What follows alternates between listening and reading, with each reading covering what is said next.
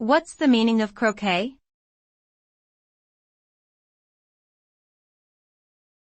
Croquet.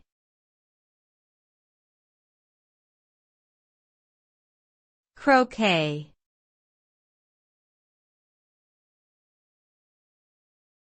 Croquet.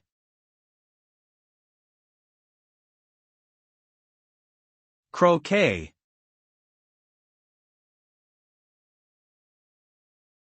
Croquet is a game that is played on a lawn, where players hit wooden balls through a series of hoops using mallets. The object of the game is to complete the course in the fewest number of strokes while also hitting other players' balls out of the way. It requires skill, strategy, and accuracy to navigate the twists and turns of the course. Croquet has been enjoyed for many years as a social and competitive game, and continues to be played today by people of all ages and backgrounds around the world.